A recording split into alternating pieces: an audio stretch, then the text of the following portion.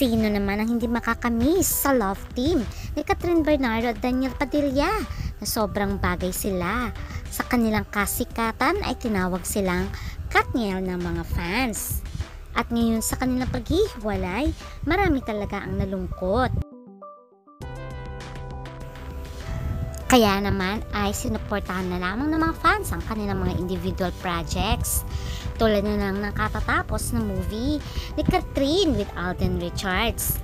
Samantalang si Daniel naman ay may incognito na pareho namang naging successful. Samantalang si Nadine Lustre at James Reid ay isa rin sa pinaka-hottest love team at very popular love team. Kaya tinawag silang JD ng mga fans. Pero ano tong balita na nag-swap-swap ang mga love team? Kaya ating alamin ang latest project ngayon ni Kathryn Bernardo with James Reid na for sure ay talaga namang kikiligin kayo. Ating alamin.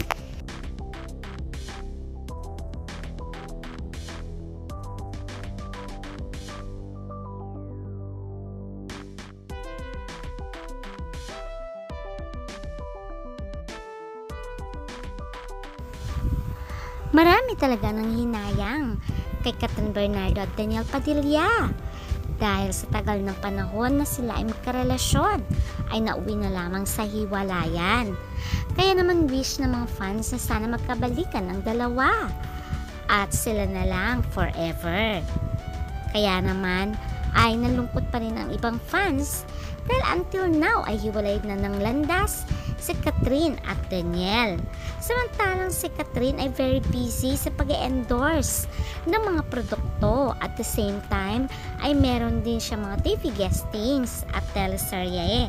Kaya naman maituturing siya talagang hottest love team na sa panahon ngayon. Kaya naman marami ang naging masaya noong finally ay nagkaroon na ng proyekto itong si Daniel Padilla, which is very successful ang Incognito.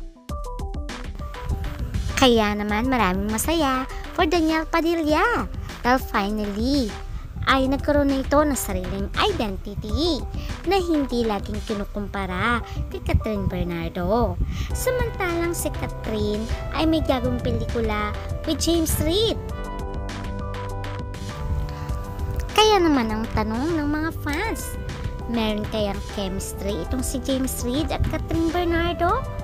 Since before ay may kanya-kanya silang love team, mapapatunayan din kaya na very versatile itong si Kathryn na kahit sino ang i-pair sa kanya ay bagay na bagay.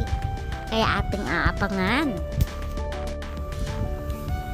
Kaya ngayon ay very busy din si Daniel Padilla sa paggawa ng pelikula dahil very successful ang kanilang teleseryeng Incognito. Pero syempre wish ng fans na sana magkabalikan si Daniel at si Kathryn. Pero kung hindi man ay susuportan nila ang kanilang individual projects. Samantalang si James Reid at si Nadine Lustre ay napakasikat din noon. Ngunit sa tagal din ng panahon na sila ay nag-live-in ay bigla na lamang sila ay naghiwalay.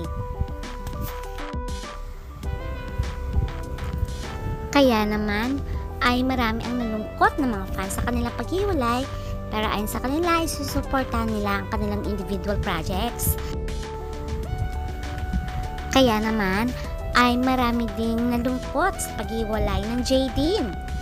Maalala nyo na si Isa Pressman ang dahilan di umano ng hiwalayan James Reid at Nadine Lustre.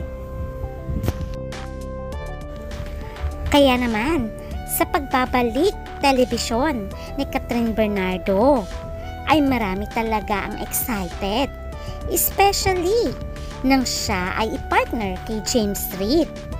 Ayon kay Kathryn, sinabi niya, I did not expect this too. Baka si James hindi niya rin ito ina-expect. Ayon pa kay Kathryn. Sila din daw ay nagulat sa surprise announcement ng Dreamscape Entertainment that she and James Reid will be collaborating on TV series. Kaya tuloy ang mga fans Dinidescribe ito as a crossover of all crossovers, as they both came from a different on-screen partners, or in Philippine TV landscape terms, love team. Alam naman natin na si James Reid ay ipinareha kay Nadine Lustre na eventually ay tinawag silang Jaden ng mga fans.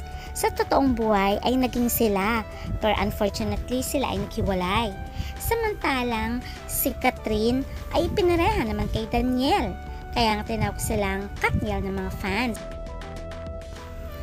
Minahal talaga ng masa ang Katniel dahil lahat ng kanilang mga films ay blockbuster at talagang sinuportahan sila ng mga fans.